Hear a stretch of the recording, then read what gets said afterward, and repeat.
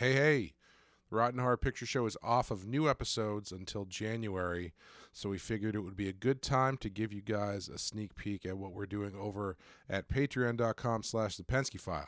So here you go. Here's the first episode of Second String of Stephen King, which is what we covered all of this past year with. This is the first episode. It's It, Chapter 2. So enjoy, and we'll see you back for new episodes in January. And join our Patreon. You can listen to all the rest of the episodes of Second String of Stephen King, and you get all the Video Nasties episodes we're doing in 2023. So join us.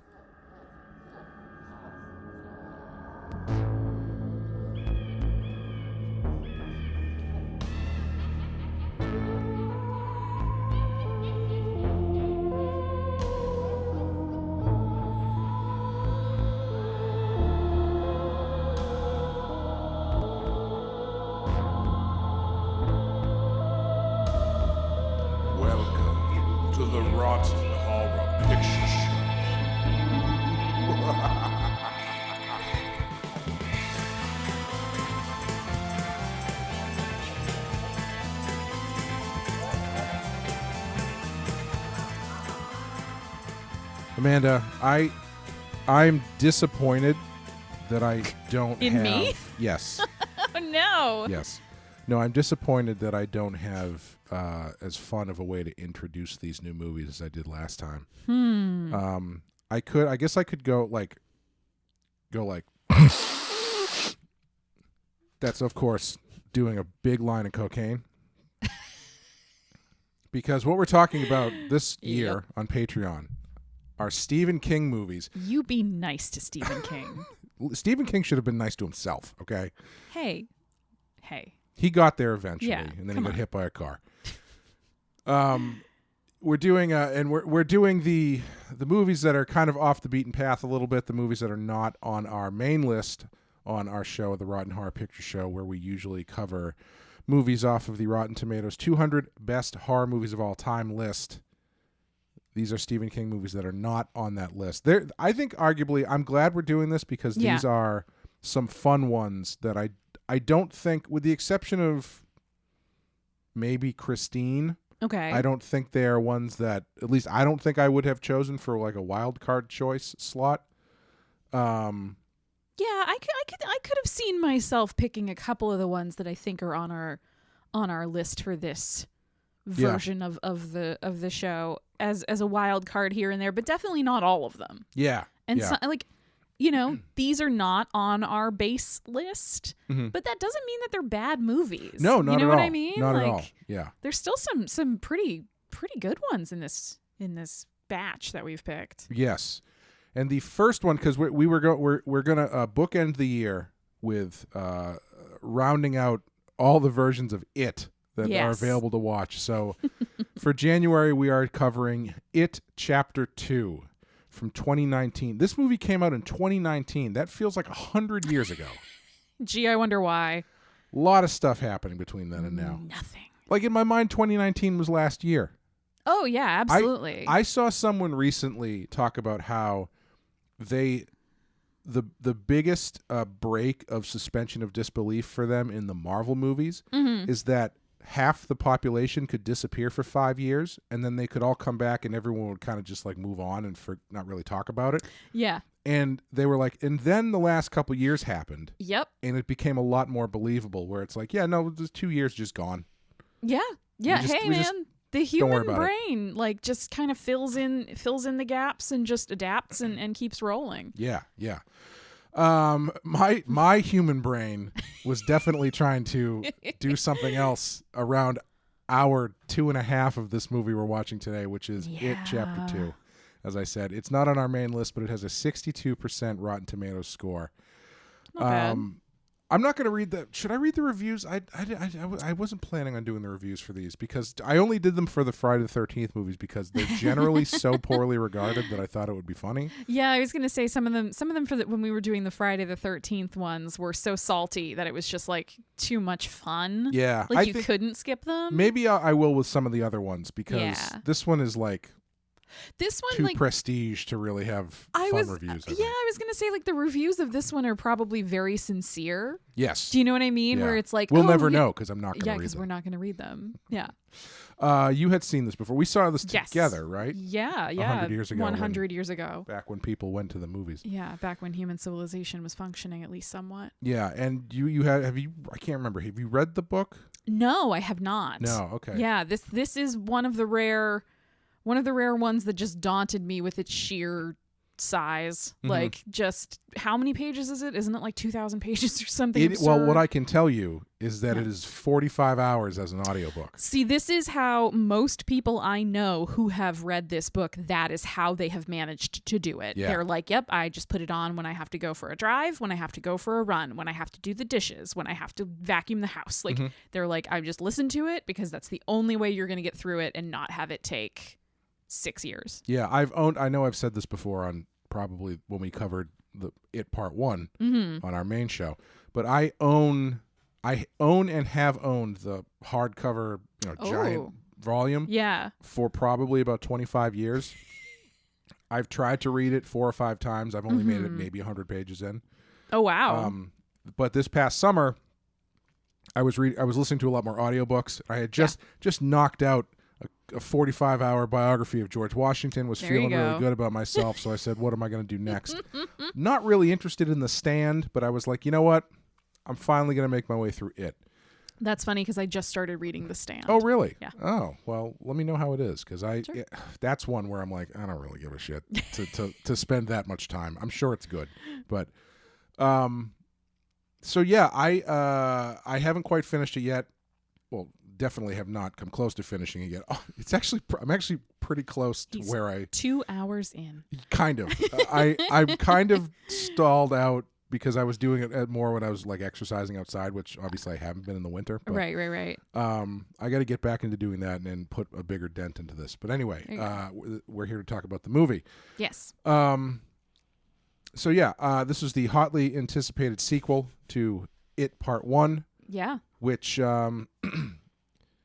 kind of took the world by storm when it came out a little bit, which was surprising to me because even though we have been in a bit of a horror renaissance the last few years, I really didn't think it was going to be the thing that everybody gravitated towards. Yeah, in retrospect, it makes sense because it's kind of like obviously Stranger Things had become a hit.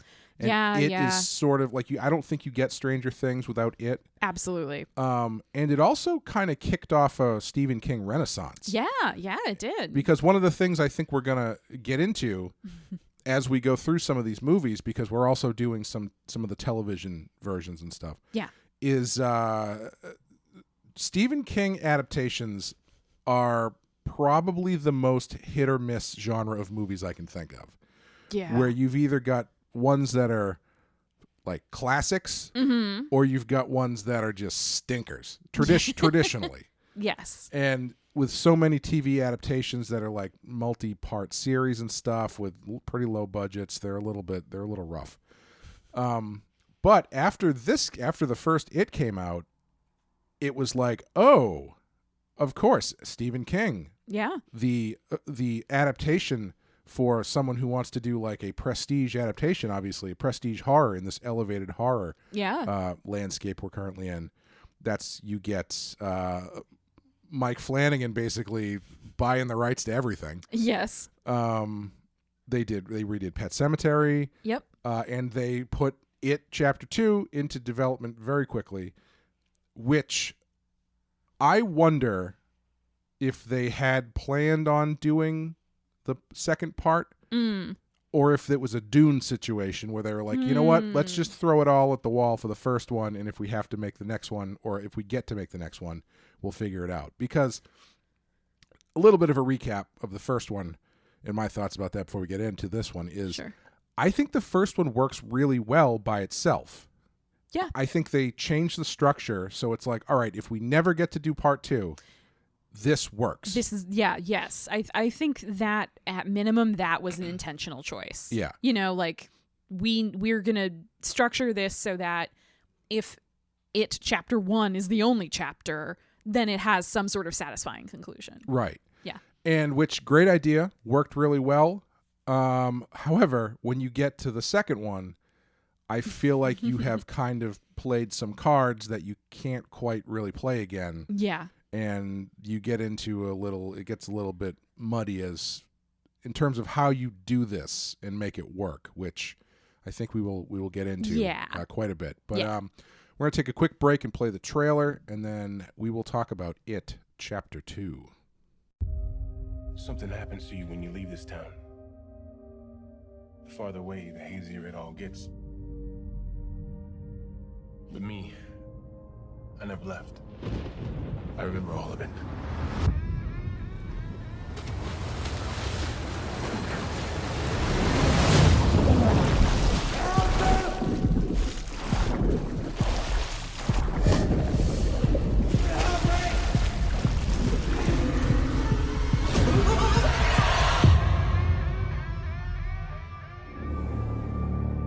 To the losers. We made an oath. Swear? If it isn't dead, if it ever comes back, we'll come back to it. We didn't stop it. Pennywise. The clown. We can't let it happen again. Hello? Kid!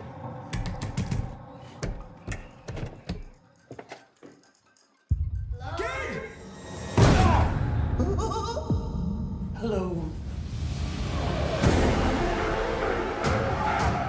Please.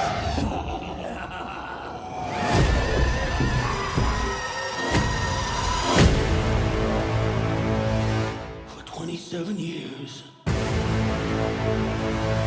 I dreamt of you. I craved you. I missed you. We need to finish it. For good. I've seen all of us die. It consumes us from the inside until we don't have a choice anymore. You lied. And I died. You lied. And I died.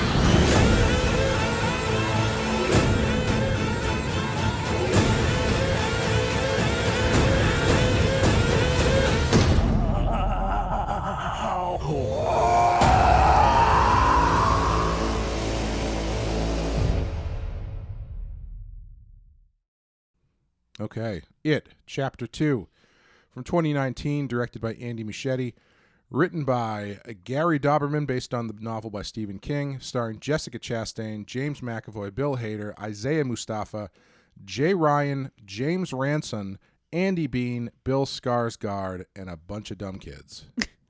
Amanda, what happens in It, Chapter 2? Defeated by members of the Losers Club, the evil clown Pennywise returns 27 years later to terrorize the town of Derry, Maine once again. Now adults, the childhood friends have long since gone their separate ways. But when people start disappearing, Mike Hanlon calls the others home for one final stand. Damaged by scars from the past, the united losers must conquer their deepest fears to destroy the shape-shifting Pennywise, now more powerful than ever. Mm-hmm. Yeah, pretty much. Yeah. I mean, I guess you have to have a good summary if this is a book that's been around for That's true. 40 years It's been or enough however time many to years. figure that one out. Yeah, exactly. Well, Clay, some things you'll find in this movie include suicide for the good of the team. I had forgotten about that. taking the ultimate taking one for the team. Yes. And it kind of goes into we may as well talk about the next one, which is... Yes. More endings than the Return of the King. Yeah. Instead of remember at the end of Return of the King, you Yes. get that scene where I think it's like, is it Frodo or Bilbo is like writing the book? Yes. Imagine that, but it's Frodo writing a suicide note. Well, come on. That whole letter starts as you probably think this is a suicide note, and it's not. No, it is. It's a suicide note. It's just a long, heartfelt explanation of why I have to die. Yeah, when he got to the end of that and he was like, I killed myself because I knew I wouldn't be able to do it, and you guys really needed to be a team. I was like, wow. Yeah. I don't think that's in the book. Yeah, the phrase he uses, so I took myself off the board. Yeah. And it's like, that's a casual way to think about your own life. Yeah. But okay. This is a conversation What for a about different your time. trip to Brazil? Right. This is a conversation for a different time, but there is such a strange, modern, I want to say it's an American thing, obsession with like sacrificing yourself for the good of the team in a lot of movies. Like there's a lot of running into the fire, Jumping on the grenade kind of deal. Yeah, like I still Buffy the Vampire Slayer, there's this great season finale episode, spoilers for a 15-year-old TV show. 15. Is it more? Is it less than that? I guess it's more than that. it's Well, more this than was that. a later season. This was season 5, so 20. close to 20. Yeah. So at the end of that season, it's like there's this portal to hell opens up, and the only thing that can close it is Summer's blood. And so Buffy's sister is going to go sacrifice herself, and Buffy stops her. And before she then sacrifices herself to save everybody, she grabs her sister and she says, "The hardest thing to do in this world is to live in it." And then she just fucking kills herself. Yep. And therefore I give up. Yeah, I was like, I don't know if that's hitting the note exactly you're trying to hit there, but Probably not. yeah. Anyway, but then again, that's a conversation for a different time. To round out our things you'll find though. Mm-hmm. The ritual of chewed? Is it chewed? They keep saying chewed because I guess they don't want to say chud. I don't want to say because I don't know. Chewed? I don't know if everyone who sees the word Chud? chud still thinks of cannibalistic humanoid underground dwellers. Yes. I hope they do. I mean, they should. Yeah. What other kind of chud is there? If this movie had ended with chuds? with Pennywise versus an army of chuds, worth the 2 hours and 49 minutes or whatever. Yep. Favorite movie. Gratuitous angel of the morning needle drop. I can't explain that. I feel like somebody did it as a joke, and then it was like everybody who worked in that movie just loved it so much, and they were like, keep it. Yeah, We're just gonna go for it. Is it a reference to something? Or is it Deadpool? just I don't know. I don't know. It's a very odd choice. It's a weird choice. It does speak to the tone of this movie that I think they should have leaned into more. Mm-hmm. But we can talk about that in a bit too. Yes, because I'm going to end this list with questionable parenting. Questionable parenting. Yes. I mean, Bev's dad is in this movie. Bev's dad is in this movie. Yes. Yeah, that's I feel like you can't, even if it's just Pennywise as Bev's dad. Yeah. The fact that Bev is in this movie means that there has been questionable parenting. That's true. Yeah. And also, I mean, there's not really The parents who keep letting their kid run around town alone, even though kids keep disappearing. Yeah, questionable parenting. I'm going to count Bill in that. as a surrogate dad. Yeah, because after that kid explodes in that carnival ride, yes, he just walks away and doesn't tell anybody what happened. Oh, he tells his friends. Yeah, okay. He doesn't tell anybody there. Yeah, I mean, someone's going to find that and be very upset. Unless it happened in another dimension. Yeah, so it chapter 2. The best way that I can describe this movie, and this is another reference that is going to feel very dated. It Part 2 is to It Part 1 what the Guns N' Roses album Use Your Illusion is to Appetite for Destruction. Let me elaborate on that. Appetite for Destruction, very tight, very hard-hitting, kind of really blew the genre open when it came out in 1987 or whatever. Sure. Their follow-up album, Use Your Illusion, albums, it was technically 2, Use Your Illusion 1 and 2. That's a bad sign right there. Yeah. Is very long, very sprawling, very indulgent, not bad. Has great songs on it. Sure. But you really probably could have trimmed it down to a single album. Yeah. That would have been great. Yeah. And I think that is that's my view of this movie. I would agree. All right, well, thank you guys for listening. No, it's just really anyone who's listened to any of our other episodes has probably heard me at some point go on my rant about how almost no movies need to be more than 2 hours long. Mm-hmm. Like, sure, up to 2 hours, I'll give you that. But the vast majority of movies do not need to be 2 hours and 50 minutes long. Not to generalize too much, but I would also add to that, especially horror movies. 2.5 hours is pushing it for a horror movie, like really pushing it. Yeah. 2:49, close to 3 hours. Yeah. That's the main, I mean, we're going to get to it eventually, but that's the main reason why everyone's like, you got to watch the longer version of Dr. Sleep. I was like, that movie's like 3 fucking hours in the theater. We do not need a Snyder cut of everything that's 4 hours long. Right. Yeah. So it's tough.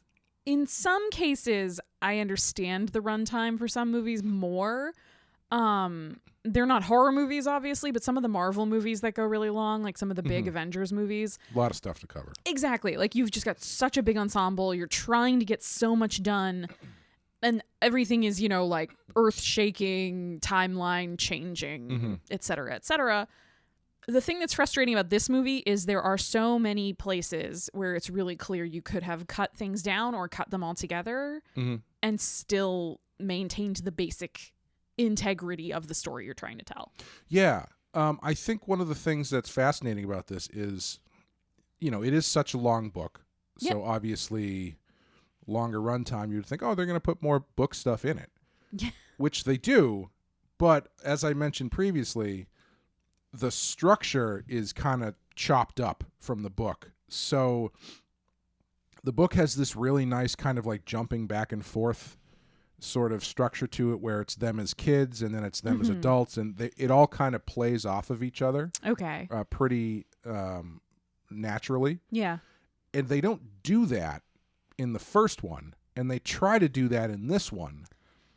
But where they do it in this one is all this sort of like manufactured quest stuff in the middle of the movie, right, where they have to, like, each one of them has to go find a totem or some shit. Yes. And it's just them.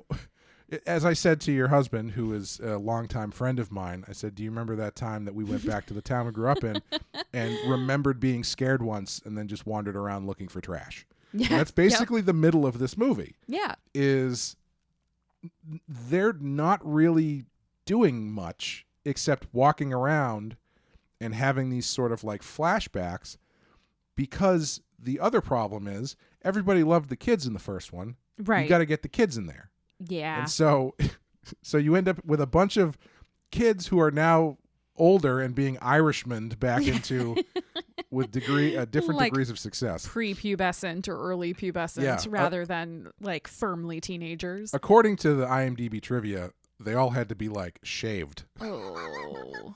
Shaved and greased if you want these kids on screen. Those poor, like, especially those boys, those poor boys. I know, they just grew that hair. Know. That's brand I was gonna new. Say, they're so proud of their 4 chest hairs, and there they go. But it's like they're trying to get all this stuff from the book in, and they're treating it all so with such reverence that it's like they think the crowd expects a really long movie that's like really kind of navel gazing. You know what I mean? It's like, you don't understand. This is It Chapter 2. Buckle up, because we're going to be on this trip for a while. And well, it comes off to me a little bit like it's trying to recapture some of the success and the sort of, and when I say success, I don't mean like monetary success necessarily. Sure. I mean more the charisma and the sort of relationships that worked really well in the first one. And they're trying to recapture some of that glow. And remind the audience, because, it's been a couple years, and don't know if you remember how, like, adorable, chubby little kid Ben was, and, like... Don't worry, everyone. He's hot now. Yeah. But, so it's like they have to include these moments back with the kids... Right. To sort of remind you, the audience, of like, remember how much you loved them, remember how like sweet they were, and how like the relationships between them were so important.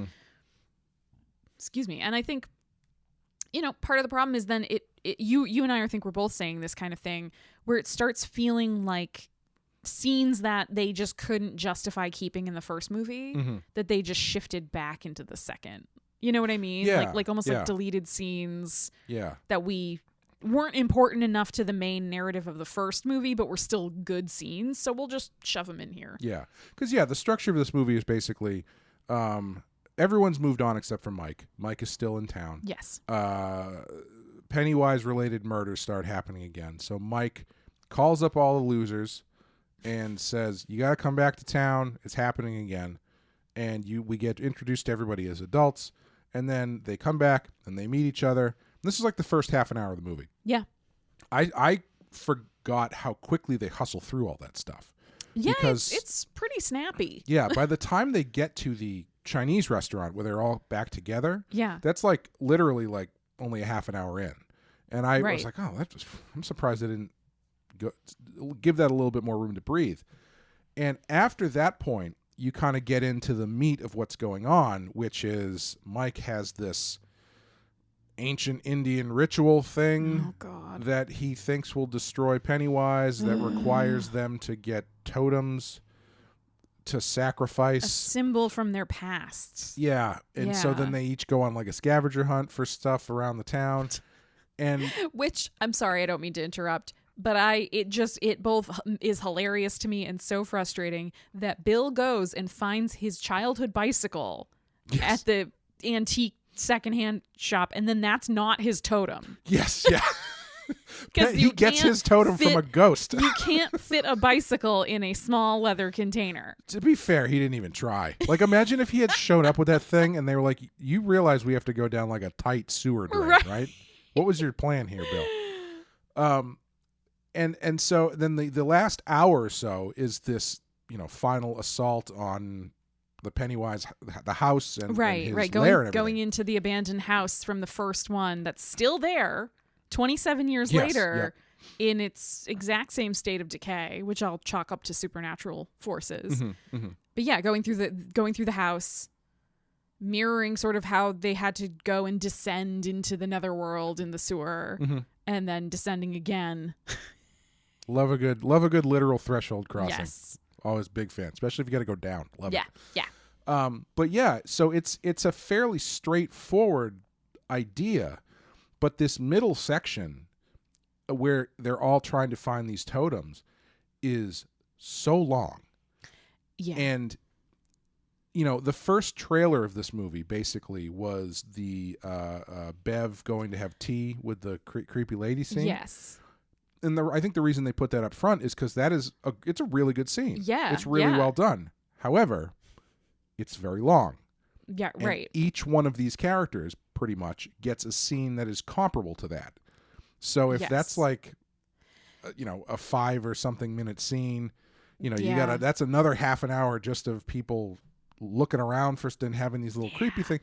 And it's all really good in the moment creepy stuff, like with Eddie and the creepy leper guy. Yep. All really fun. The basement of the pharmacy, yeah. But it's not really in service of a lot. Well, so that's what I was going to say when you mentioned that the sequence with Bev in the apartment with the old lady. I love that sequence, like that part in and of itself. But yeah, another reason why it makes a great trailer is it doesn't give away or spoil anything of substance in the movie. Right. Like, Bev's going to go to this apartment and it's going to be creepy. Right. It's going to be scary because it's like, it's a Stephen King movie. Yeah. Yeah. And some of them are getting like double the scene because you've got like Richie who goes to the arcade. Right. Who then has a flashback about a time that he was bullied at the arcade. Yep. And then he has another scene where he gets attacked by Pennywise by Giant Paul Bunyan. And then like there's another tag to that where he gets attacked again. And it's just a lot of like, I don't know what Pennywise's plan is here because he seems to be, I kind of had this problem with the first one too, where it's like Pennywise is like Freddy Krueger if he just doesn't do anything. Like he's all flash. He doesn't try to kill these kids. He doesn't try to kill them as adults. It's a lot of like, welcome back, Richie. Yeah. And then that's it. It's like, I'll see you soon. I think there is something about this sort of like cat and mouse playing with your food a little bit. Sure. Like, Yeah. because he's sort of feeding off of their fear. True. Yeah. And their fear is amping each other up, which then creates more fear. So I kind of get also, if, you're kind of a being that's been alive for thousands of years, you got to find your fun where you can find it. Fair. Right? You Fair. probably got to be bored sometimes when it's just like gullible little kids keep following you under the bleachers. Like, Yeah. that's boring. You're an idiot. That is funny that sometimes he likes to just eat them straight away, but with these 6 in particular, he's like, no, I'm going to let you guys have a plan first. Yeah. It's like, oh, you guys are cute. You're funny. Yeah. I'm going to see what you do, and then I'm going to bite your heads off. But yeah, I think the problem, I was thinking about it more today, and I think the reason that middle section doesn't work for me is, on top of everything we just talked about, is what you were saying, where they're trying to recreate this camaraderie of the young kids. Yeah. And it comes at the disservice to any attempt to create that kind of camaraderie among the adult versions. Yes. Yeah, I had a problem with that too, where it's just sort of like the adult versions of these characters are so separated, and like part of that's a function of the fact that they all have like low grade amnesia. Yeah, that's sort of built into the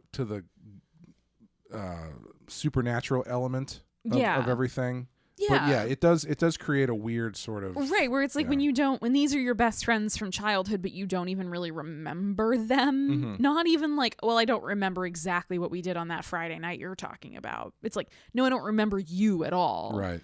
It makes it really hard to sort of kind of lean back into those pre-existing relationships, because they sort of don't exist for these characters. Yeah, they kind of have a bit of a like the Big Chill scene at the Chinese food place. Yeah, where they all I actually thought they were literally going to have a Big Chill scene when they're in the clubhouse and one of them pulls out a cassette tape. I thought it was going to be like, guys, do you remember this? And it was going to be like Motown hits or something. Yeah.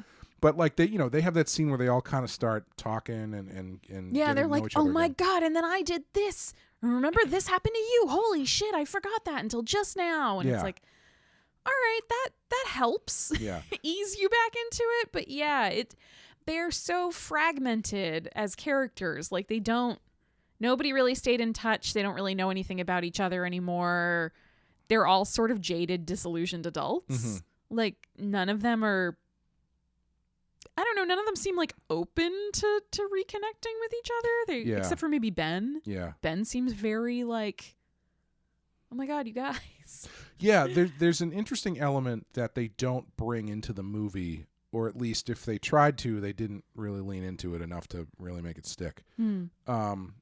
Interesting element from the book, which is all of the adult versions of these characters are successful, but very empty. So that it's sort of like the curse of Derry. Yeah. Is that they all end up becoming successful, but none of them are happy. Bev becomes very successful, but she's married to an abusive husband. Right. Ben is a successful architect, but he's a drunk. Yeah.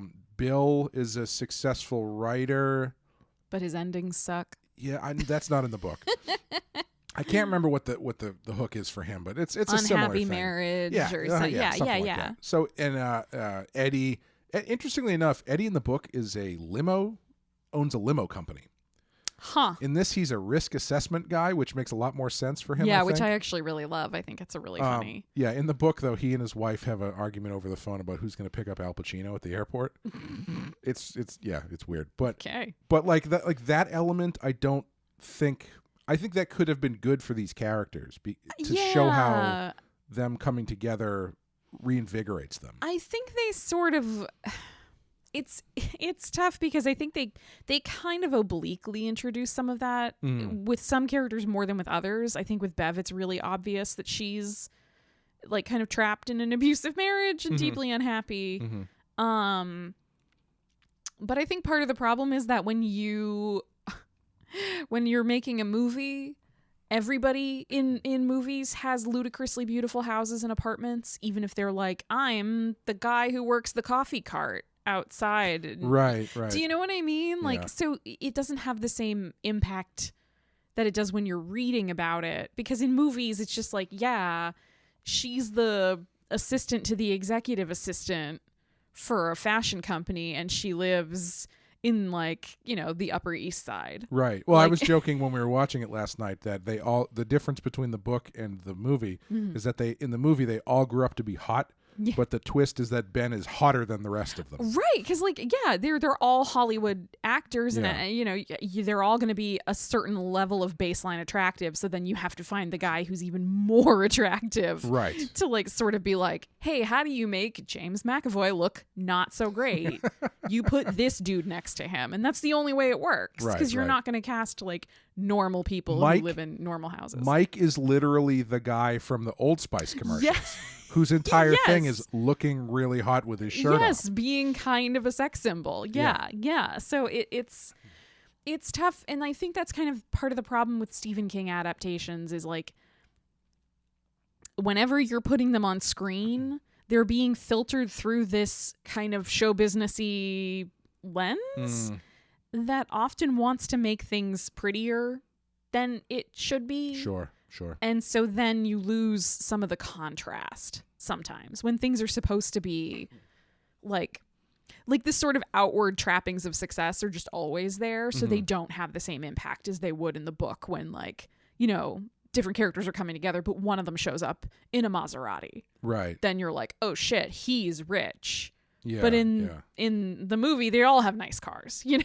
Right. Do you know what I mean? Yeah. Stephen King writes schlubby characters. Right. Like, yeah. and I don't mean that. I mean, it sounds. No, but It sounds mean, but I don't mean that's- it to be mean. I think that's I think that's very much an intentional choice. I think he's Yeah. trying to write people who are real, as close to real people as he can get, Right. you know, Yeah. like not rich, wealthy, successful people typically. Mm-hmm. And the ones who start that way in his books typically don't end that way. Right. Yeah. So I Um, mean, like when they remade Salem's Lot a handful of years ago, it's Yeah. like the main guy in Salem's Lot is just supposed to be like a normal, everyday kind of dude. Yeah.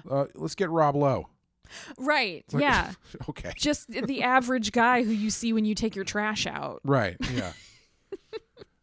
So yeah, what do you think? What do you think of the casting for this one, as far as the adult versions of each character? I do think they did a really good job. Yeah.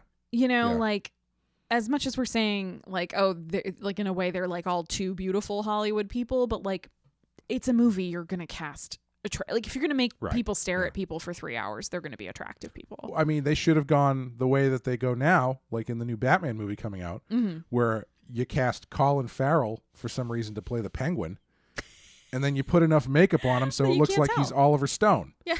I don't know why you cast Colin Farrell if you're going to make him look like, or Jared Leto, and make him look like Jeffrey Tambor to be in House of Gucci. So they can show their range. Yeah, I guess. I'm not just a pretty face. No, but in all seriousness, I think they did do a really good job, especially with Eddie Yep. and Bev. Yep. I think and Mike. I have such a huge crush on Jessica Chastain, and I have to say that quietly because my girlfriend's in the next room. I mean, she would probably agree with you. Maybe. It's Jessica Chastain. Yeah. Like, she's just a stunning person. Yeah. Go on. Tell you more. Yeah, no, and I think they did a really good job with the casting, and I think the cast does a really good job of capturing sort of the basic elements of each character pretty well. Mm-hmm. My only complaint is actually Jessica Chastain. I think she's a little too, from the Bev you see in the first movie. Yeah. I think she's and maybe part of it is, you'd say, 27 years of being continually abused by the men in her life would probably grind a person down. Sure. But I just wish she had a little more fire. You know what I mean? Yeah, Like a yeah. little more, I don't know. Just she spends so much of this movie kind of crying or being Yeah. really melancholy or just being really kind of like on the verge of tears and just barely holding it together. And I feel like it doesn't do that character justice. Yeah. It's only really towards the very end during the big confrontation that she gets to have some like initiative and like physical elements to her character. Yeah, and they give her this thing, I don't know if this is in the book, that she has like premonitions about their deaths and stuff, and she kind of veers into like Counselor Troy territory where technically she's got mental powers, but it's broad enough that it's not really useful. Right. And we're going to kind of make this reason why she has it. And it's really just like, okay, so you needed someone to be able to predict everyone's impending doom in order to force these characters to stay in Derry and work together. Right. Because they're not believably going to do that off of the strength of their non-existent relationships. Right, which is really unfortunate because that brings us to probably my least favorite thing about this movie, which is the ancient Indian stuff. It's so bad. And I'm not even saying that to, score points with people or whatever, but it's just like as a device, I think it's really lazy. Yeah. And it also feels so out of place. Yes. Is that in the book? My understanding in the book is that Mike does not visit the reservation or whatever in Derry and get a secret drum or something. It's something that the kids read about at the library and becomes sort of like a creation of their own based on the stuff that they're reading. So it is kind of like a manifestation of their own imaginations. Sure. Which makes perfect sense. Yeah. And it's not that Mike just read the secret history of Twin Peaks and was like, I figured it out. Yeah. I know how to kill him, but more importantly, I know who killed Laura Palmer. Right. And it's so out of place, and it's like it's a cool sequence when he drugs Bill. Yeah. And you get this really neat CGI thing. Visually, everything in this movie is really beautifully done. Yeah, it's really, really great looking. But the idea that he's just got this, like, the thing that I kept waiting for the first time we saw this was I kept waiting for Bill or for Mike to get exposed in the... Let me rephrase this. At the end, when they try to do the ritual and it doesn't work, and Pennywise is like shit-talking Mike and being like, your stupid thing didn't work, I was expecting that Pennywise was going to reveal that Mike made it all up. Yeah. As a way to get them all to come together, because it's like if I said to you, hey, remember that giant unkillable monster that almost killed us 25 years ago? A, it's back. B, we have to kill it. Right. I don't know how we're going to do that, but please come home. You better come home, yeah. You would say no. But if he comes to them and is like, I know how to do it, it's going to take us all working together as a group like we did back then. Yeah. Like, give them this fake hoodoo garbage. Right. Send them on their scavenger hunt to help jog their memories about how much they care about each other. Exactly. And then when they try it, it almost works, but then it doesn't work, and Pennywise is like, you made all that shit up. Like that I think would have been great. Yeah. Because it would have felt of a piece with everything else that the story's about, but it also would have really satisfied the part of me that's like, ancient Indian curse. What the hell is going on? Like that doesn't fit in this at all. Yeah, I think that's part of the problem is to introduce an element like that that's so out of left field in part 2 of a 2-part like series, and both movies are pretty long. Yeah. To just kind of put that in there and not have like any actual Native American Indian people in the movie. That's another weird thing about it too. Do you know what I mean? Which is why I thought he made it up. They're not even real people in the like visions. They're like, well, I mean, they were real people, Amanda. Come on, don't erase them from history. But like visually, they're like made of other substances. Like there's not even like real actors cast. Yeah, there's a couple at the beginning when he's like, I went to see the Chippewa or whatever, and yeah, and they're like, excuse me, can we fucking help you? Yeah. It's like, get off of our land. Buddy. Yeah. Are you here to buy drugs? Yeah. Because we don't have any. We don't do that. Yeah, it's such a weird, like, I understand. It's one of those things where it's like they're trying to do something that was in the book. How do we figure out how to get this in? Yes. And it just, I think Yeah. I've started to think about this more, especially when it comes to Stephen King stuff, because the big criticism of The Shining, Stanley Kubrick's The Shining, obviously is like, oh, well, it's not enough like the book. Okay. Yeah. I don't think it's always a good thing to be like the book for the sake of being like the book. Yeah. I have the same problem with Dr. Sleep. Mm-hmm. I feel like they do a lot of stuff that people are like, oh, that's how it works in the book. And I'm like, okay, fine. But I don't think like structurally or thematically that really works in this story that you're telling. Yeah, some things just don't translate as well as you want them to. Yeah. Do you know what I mean? Like there's some things that are like they are interior to the characters. They are the characters revisiting memories or re-experiencing traumas or having a debate within themselves, or you know what I mean? Like, and those things can happen in a book, in a narrative form, in like flashbacks or weird asides or tangents, and it can work in a book that then pulls all the threads back together at the end. But when you're sitting through a movie, a lot of times it just feels like an unnecessary diversion from the main action. Right. Like you're just going off on this weird, like, why are we shoehorning this in here? It doesn't feel necessary. Yeah. Which is why I think we've probably talked about this before, why Mike Flanagan has kind of figured it out when it comes to doing Stephen King stuff. And even he does original stuff that is like House on Hill House is the most Stephen King thing I've ever seen as far as a TV show, because he figured out, oh, well, you need the time. Yeah. If I have 8 episodes, I can each do all episode's that an shit. hour. Yeah, I can do all that stuff that we don't have time for. Yeah, and I'm going to jump a little bit to my... I know, you know, for you were saying that the sort of middle section of this movie where they all go search for their individual MacGuffins doesn't really work for you. I would keep most of that stuff and ditch all of the Bowers stuff.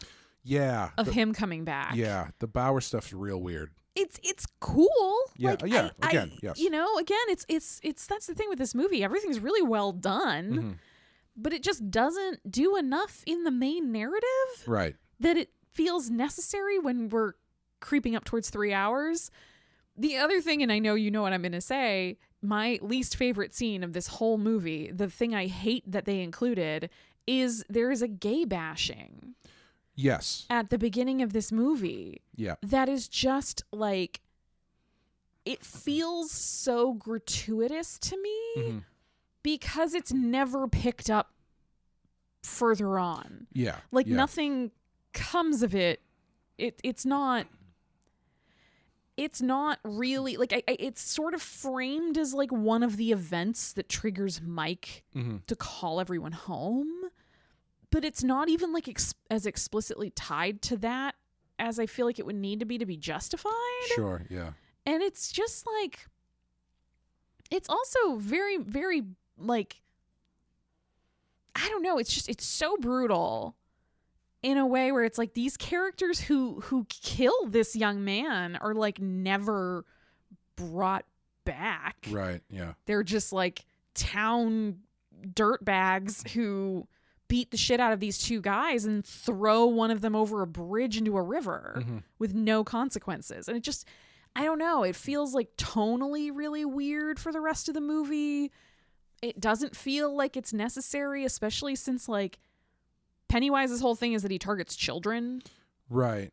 So then that feels kind of weird to me. And the way it's just sort of dropped, like it's just like left there, like, oh yeah, everyone in this town is kind of a monster. Bye. Yeah.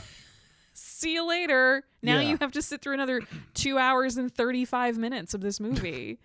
Yeah, that is, I believe, excuse me, that scene is how the book starts, or is one of the first things that happens in the book.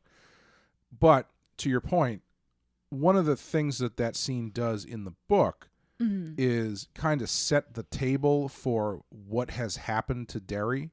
Like it is built into the idea that Derry as a town is just like gone bad. Right. And that is something that they don't do in this. I had the same problem as I did in the first. They do it better in the first one. Yeah. But this one, it's like when this scene at the beginning here starts, I actually kind of this is a weird thing to say about this scene. I was hopeful about it because those thugs are presented in a really kind of gross way, which they almost seem like ghouls. And so I was like, oh, okay. So all right, they're establishing that the town is getting kind of like monstrous and weird. However, the town is gorgeous. Exactly. Like there's nothing wrong with the town. The only thing you get is them and then the apartment building that Bev used to live in. Yeah, and I guess the movie theater is closed. Yeah, but even that, it's sort of like they have a parade. And everybody's like happier than they, you know what I mean? It's Bill goes back to his old neighborhood and it's beautiful. Yeah. Like they got a high school band and cheerleaders practicing in the park and shit. Yeah. The library is all like, they've got museum cases of artifacts and stuff in there. It's like, it just doesn't fit for me with the way the rest of the movie goes. Right. Yeah. And so I think not only is it like almost like just unnecessarily brutal to these two characters who then just become like, they're just these gay guys, so they had to die. Mm-hmm. Yeah. Like, okay. But then there's just no point to it. There's just no it's also payoff. There's no like, this is showing me something about the people who live in this town. Yeah. Because then everyone else we meet in this town is like totally nice and fine. normal. Yeah. I mean, the ones who are there, because it's a very sparsely populated town. Oh my God, no one works at that at that inn. Sometimes there's people everywhere, and other times there's nobody around for miles. Like no one. Yeah. No one works at that inn. The inn they're all staying in that they all just routinely run around. That's another thing. When they all meet each other again at the Chinese food place, they're like, wow, they don't recognize each other, but they're all staying at the same hotel. Yes. So I guess the one and only place you can. I guess they all rent checked a room. in separately at different times and didn't cross each other. But the other thing that's weird about that opening scene is, unlike the book, if I remember correctly, it seems like Pennywise is doing that to like goad Mike into calling everybody, because he writes in blood like "welcome home" or something like that, or "come home" or something. Yeah. And it's like, if I remember in the book, Pennywise is not trying to get them to come home. It's just that Mike is seeing that this shit is happening again. Exactly. And so he calls in the Ghostbusters. Sure. Yeah, and that would make more sense to me than the way they play it. But I mean, I feel like we've spent 45 minutes talking about all the things we don't like about this movie. Yeah. But I actually do like a lot of the parts of this movie. Yes. Yeah. I just think that it's too long. Yeah. Yeah. I think I think that the tone of the individual scenes, most of them I really like. Yeah. There's a weird. The tone of the first movie is so much more like a Stranger Things or like a Goonies kind of tone, like a dark adventure kind of thing. Yeah. The tone of this movie swings back and forth between like really overwrought an overwrought version of Stand By Me, and the other side is like Ghostbusters. Yeah. And I love the Ghostbusters stuff. Yeah. I wish the whole movie was like that. Yeah, it's really tough. I feel like for me the scale is sort of like there's like James McAvoy is over here in one movie and Bill Hader is over here in a different movie. Yeah. And part of that is just those characters, but like it's really hard to like reconcile those two sort of drives that are both showing up really strongly in this movie. Like one towards this really intense and I don't know, emotional and dealing with grief and guilt and all of that. And then the other side that's kind of just like a comedy in a lot of ways. Yeah, or like maybe not a straight up comedy, but like coping with terrible things with humor.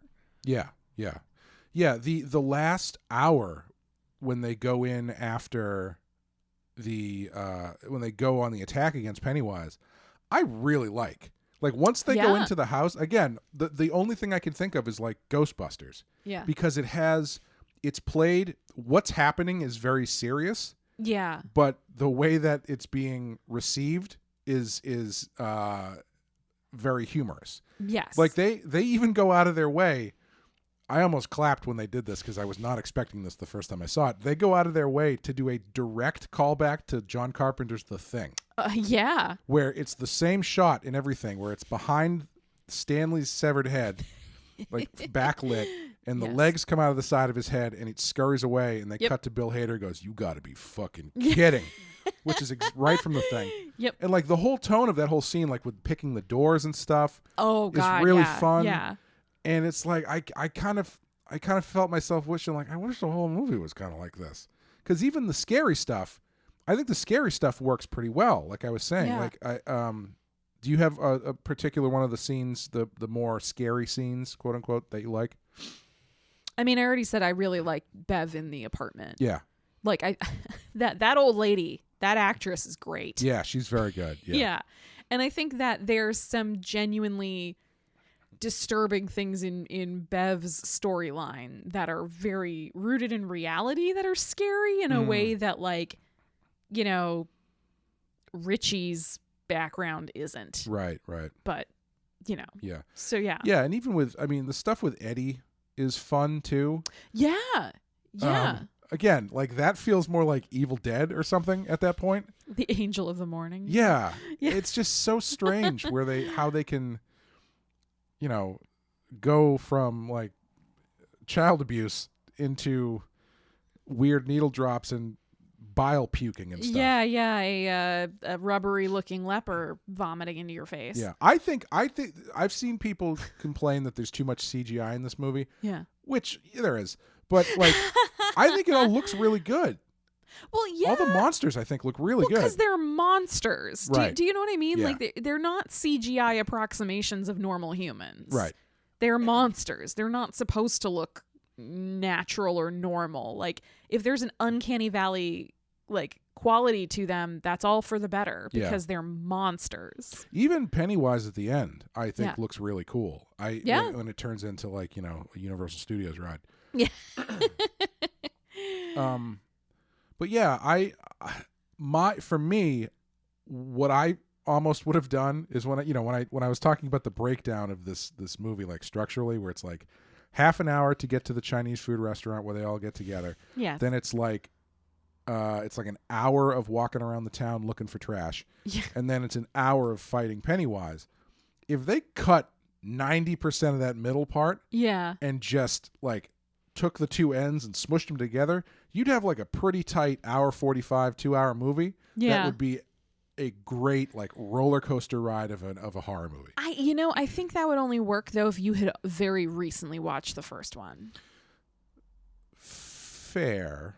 Like I think when you think of this as it was coming out, that would be tougher because you've got a woman, a black guy, and a bunch of white dudes. And it would kind of be tough to place like, wait, all right, who was who in relation to who back then? Like, I mean, I'm saying you can keep enough of that stuff to figure it out. But like, I would much rather spend more time with the adults seeing their chemistry than spending time rehashing the past, because like you said, that makes sense. Yeah, that middle part does start to feel like deleted scenes from the first movie. I get what you're saying. Yeah, and I kind of, and if you had kept that tone throughout and just kind of made it like a much tighter, shorter roller coaster ride of a movie, I think it would be a lot more satisfying. Yeah, and I'm thinking about it, and even in that sort of middle piece where everybody's off doing their own thing, I think it would be scarier for them to have seen each other's we're not going to go through each individual person has their own section, but like the fact that they all do that stuff alone, I think kind of lessens the impact for the group.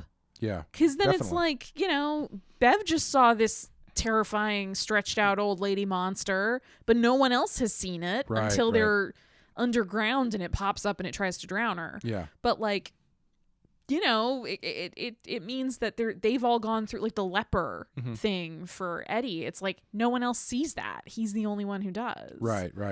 And it's kind of like, you know, seems like a bit of a waste, Pennywise. And also the thing I was thinking about this time, another reason why I think that middle part feels so weird and doesn't quite work is because the conceit of all those flashbacks in the middle is that we are seeing stuff that happened to them in the period of time where they were angry at each other and weren't hanging out for like a day. Oh. And so if you put that together with the first movie, it's like, wait, so Ben was chased through the halls of the school by a ghostly version of Bev whose head was on fire. Yeah. And he never mentioned that to anybody else. Yeah, that's a really good point. Yeah, you think that, like, because they stayed friends after this happened to them.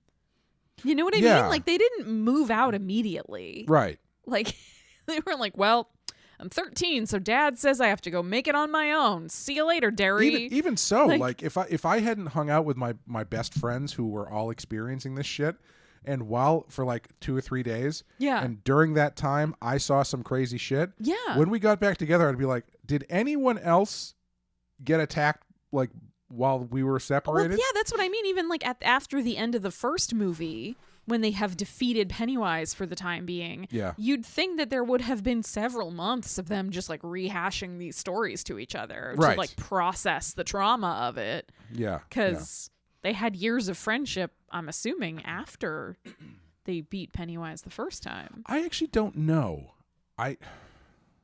You would think so, but the way that they kind of frame it. Oh, is it one of those things where it's like, well, Bill moved away? I think so. Something like that. Mike had to stop hanging out after school because he needed to do this thing. And yeah, because like Bev and Bill as kids clearly have some sort of romantic thing. Yeah. But it's not like they dated for a while. You know? Right. She's not being like, oh, Bill, my high school boyfriend. Right.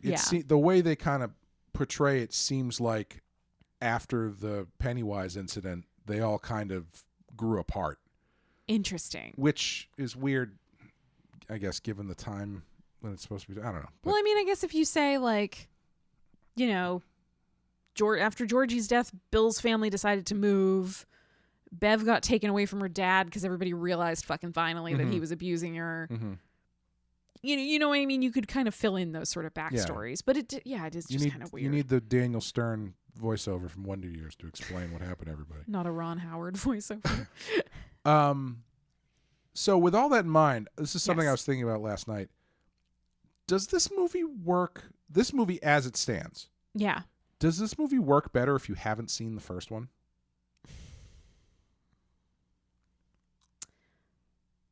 You know, I think that's a really interesting question because my knee-jerk reaction is no. Mm-hmm. But the more I think about it, I'm not sure. Yeah. Because like a lot of the things we are pointing out as weaknesses is that like it flashes back to the kids too much for having watched a whole movie of the kids. Right. And like doesn't spend enough time with the adults building their chemistry.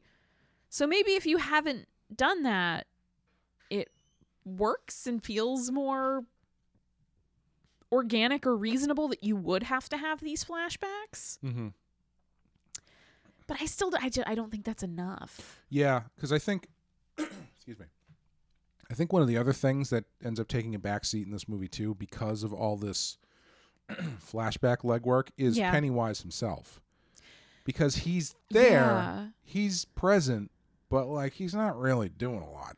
Well, and it's also interesting because he's present, but he takes so many different forms that it's almost easy to forget that he is the thing doing all of this. Right? Yeah. Like even like they're in the Chinese food restaurant and the fortune cookies start becoming eyeballs and weird bug monsters. And Eddie's dealing with the leper. Richie's getting chased around by giant Paul Bunyan. Bev has got the creepy old lady. Bill is being haunted by the memory of Georgie. Like, but these are all Pennywise. Right. And because we're so busy dealing with sort of everybody's feelings around all of these different things, we don't get reminded very often that, you know, Pennywise. And I think, like you've pointed out a couple times, there's not a clear plan from Pennywise. It's not like, I'm going to get you all isolated and I'm going to pick you off one by one. Yeah. Or I'm going to freak you all out to get you to come to my lair where I'm finally going to kill you. Like, there's no clear plan of attack from him. Right. Which also makes it easy to sort of forget what he's doing. Yeah. Yeah. How do you feel about the ending? I don't mean the ending. I mean, like which one? The final, excuse me, the final sequence, battle sequence between the losers and Pennywise. I like it. Mm-hmm. I like it a lot. I kind of like that Mike's weird, hey, we'll just do this ancient Indian ritual thing fails. Oh, like, it has to. Yeah. Yeah, I'm glad that's not the solution. I like that the fight has real stakes. Mm-hmm. You know, like Eddie doesn't make it. Right. Yeah. So, yeah, I mean, that it makes it feel like, oh shit, they could die. They might not make it through this. I think having it be this sort of change in perception, like we have to make him feel small, it's a little silly, but like it's kind of the only way you can make defeating this kind of like how do you beat an all-powerful creature, right? If there isn't some sort of loophole where it's like, yeah, it's sort of the Freddy Krueger thing, like I'm not afraid of you anymore, right? And that's more or less how they beat him the first time, right? Yeah. It's a little weird that they have to learn that lesson all over again. Yeah, like there's a part of me that wishes that Stan hadn't killed himself so he could show up and be like, guys, this is stupid. We're all adults now. Yeah. We just don't believe in this guy, and he goes away. We just do the same thing because he seems like the one who'd be like the rational one. Right. Yeah, I also found it hilarious when they first came upon the idea of we have to make him feel small. And Bev's like, there's a tiny opening over there. Yeah, we'll make him if he run gets through small this enough, little... it's like, Bev, we're in the middle of dealing with a gigantic, amorphous, supernatural, like, symbolic creature. Yeah.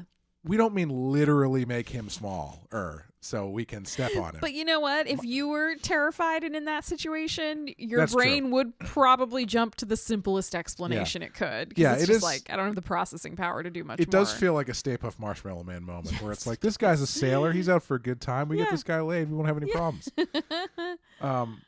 Yeah, I like it. Do you feel like they go...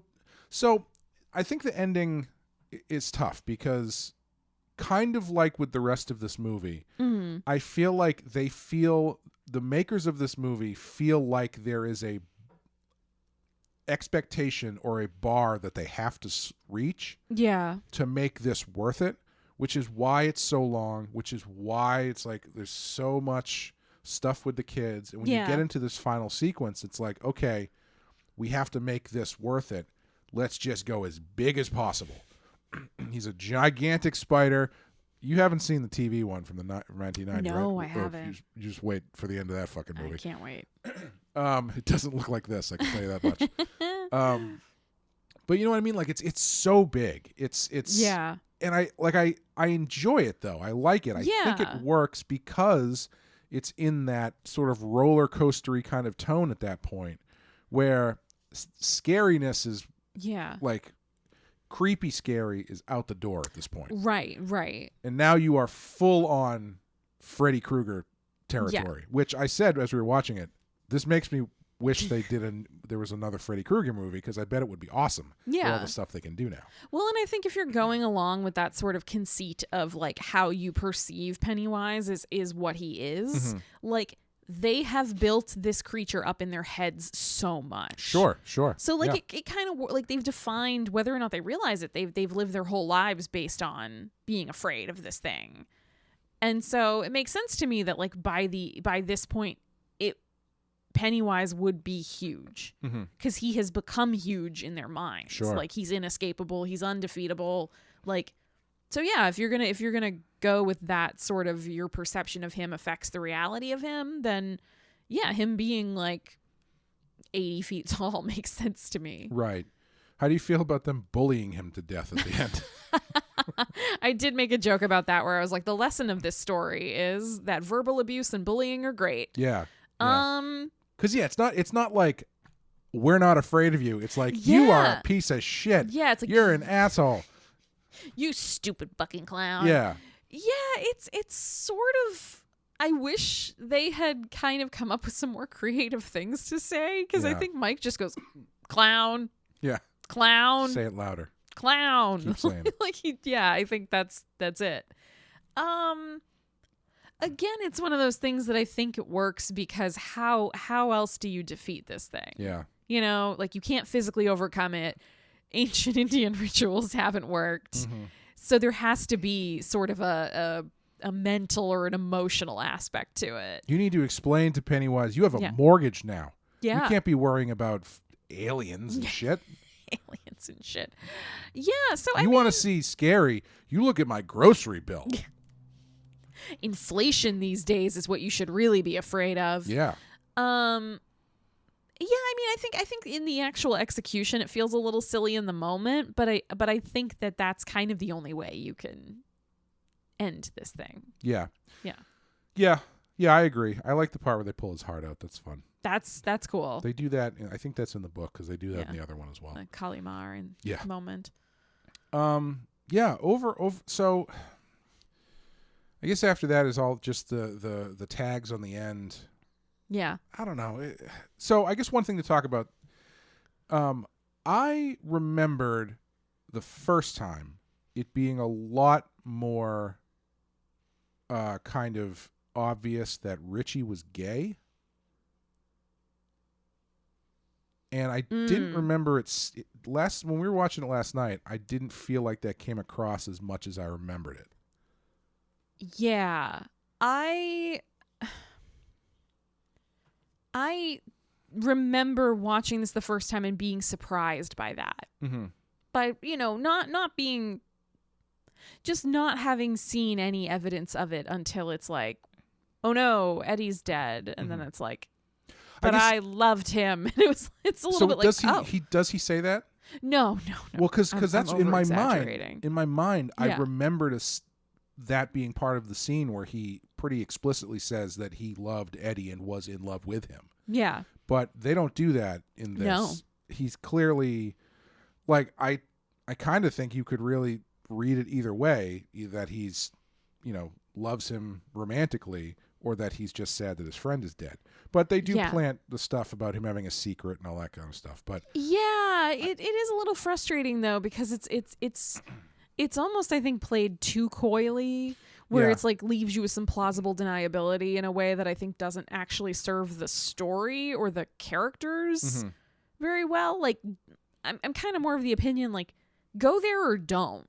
Right. Either have it be a little clearer whether it was just, oh, I had a childhood crush on him, or I've actually thought about him a lot ever since, or I kind of forgot that I had a thing for him, but now that we're adults and I've met him again, I'm like, oh my God, how did I forget that, like, this is the first boy I had a crush on? Like kind of put that out there more and have it be a part of their relationship, or just make them best friends. Yeah. Because I think it's like the movie as it handled it sort of did it in this half measure way that doesn't.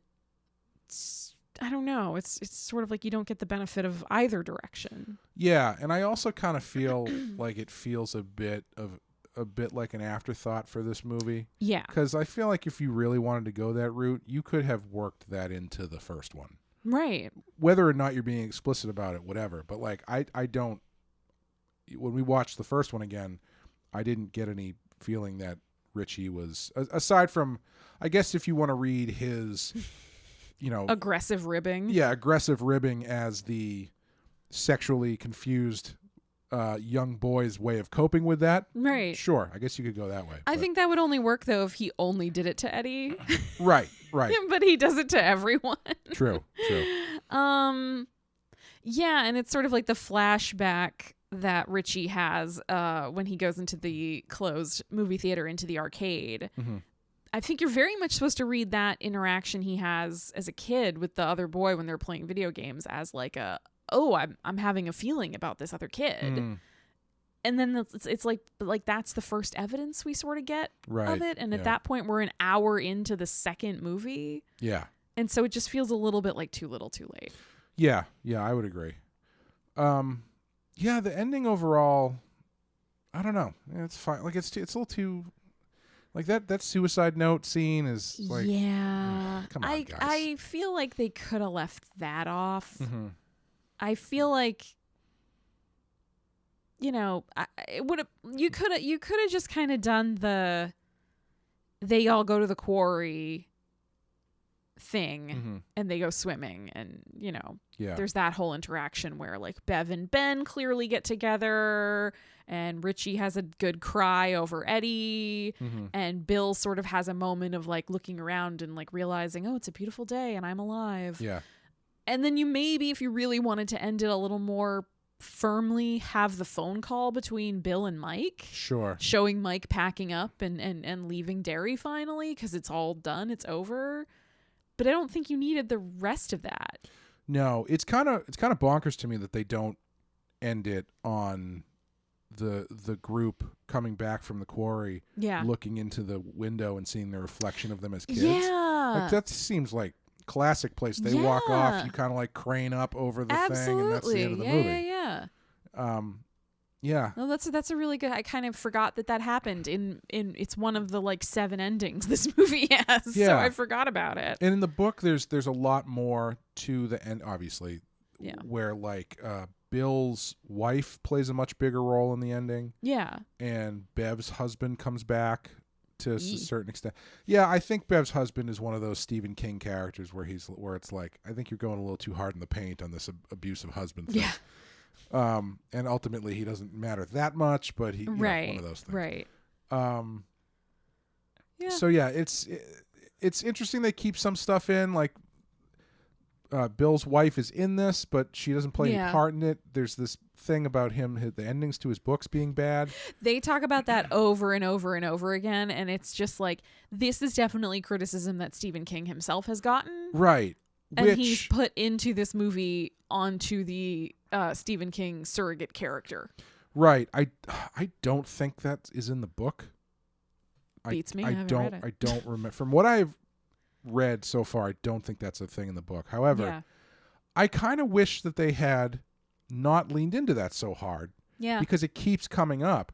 Yeah. And the one place that they do it that I think would have been great was the Stephen King scene.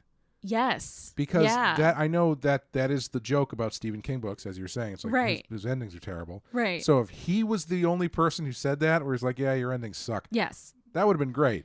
Even if they had done it there, and then at the very end when he's talking to Mike, and Mike is like, oh, are you writing again? And he's like, yeah, and I actually think I know where I'm going this time. Right. Like, then I'd be like, okay, that's cute. That's fine. Yeah. Sure. Why not? Yeah.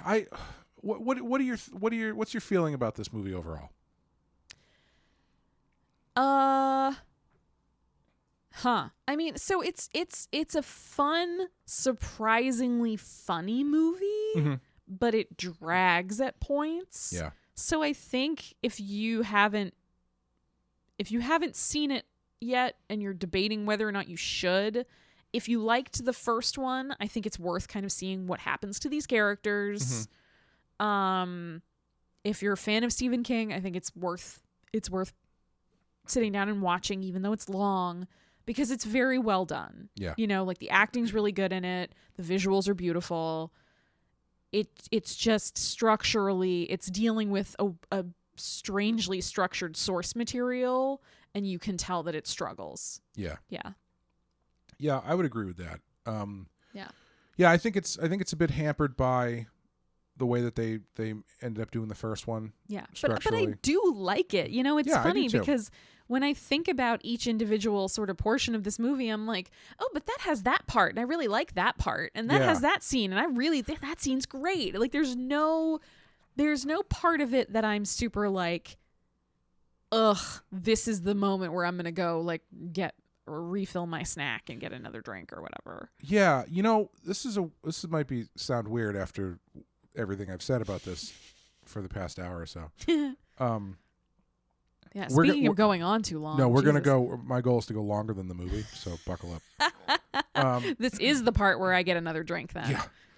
I have this tendency to gravitate towards lesser sequels for the ones that I revisit more often. A lot of times that's because I know the original ones so well. Like for instance, I probably watch Ghostbusters 2 more than I watch the first one now. Okay. I think because I could say, I could You explain can the recite first the one. first Yes, one, yeah. Recite it Yeah. end to end.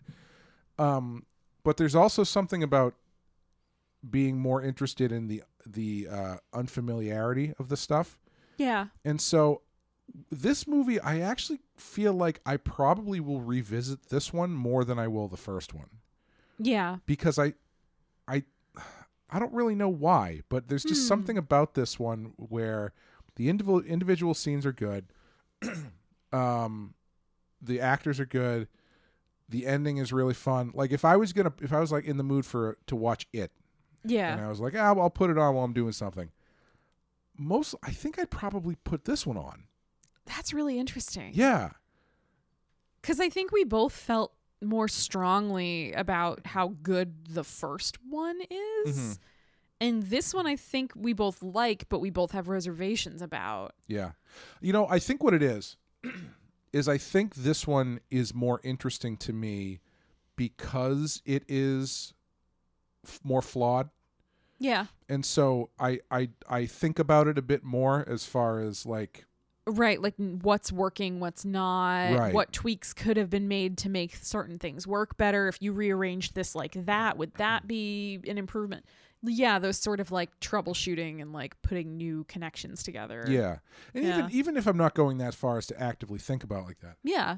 Just the flawed nature of it for some reason interests me more than because the first one I get it. Yeah. I don't love the first one. I think it's Yeah. good enough. Yeah. But it's not my favorite. I think overall I still prefer the one from 1990. Mm-hmm. Which it's been a while since I've seen it, so that might change in 11 months. But yeah, there's just something about this one that does kind of like fires that neuron in my brain of being kind of more interested to spend time with this one. And buddy, there's plenty of time to spend with it. If you like Bill Hader. Or Jessica Chastain, for that matter. Maybe that's what it is. Yeah. But yeah, I think it's an interesting movie. Yeah.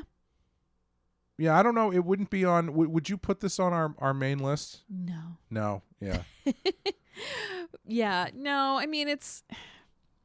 it's a fun movie. It does some really good gags, but none of it is like top 200 best horror movies. Yeah. Oh my God, look at this innovative, thing. Yeah. We all remember this thing that came from It Part 2 that other movies are now emulating. Yeah. It's like, no, there's not really any of that. It's kind of emulating itself. Yeah. It's I would say it's a really interesting swing for the fence that results in like a double. Yeah. Down the line, Sports metaphors. Yeah, that's what we're all here for. Stephen King would appreciate that. Yeah, a baseball one, absolutely. Yeah, I think that's gonna do it for It Chapter 2. I've hit our randomizer. We've, like we said before, we've got It in January and It in December. So everything else is at random. I've hit the randomizer button. Beep, boop, boop, beep, boop, boop, boop. You know how hard it was to get the randomizer button? The rights to use that on Patreon from our main show? Ain't cheap. It has landed on Silver Bullet. Oh, okay. So next month in February, we will be watching Silver Bullet starring Corey Haim in a wheelchair and Gary Busey as his crazy uncle. Oh, my God. As they fight some werewolves. I didn't know Gary Busey was in this. Oh, yeah. I am pumped. But thank you guys for listening. Thanks for supporting us on Patreon. Thanks for listening to the main show. And thanks for listening to all the other podcast stuff we have on patreon.com/thepenskyfile. Amanda, thank you for joining me. Thank you, Clay. We will see you next time. Bye, Georgie.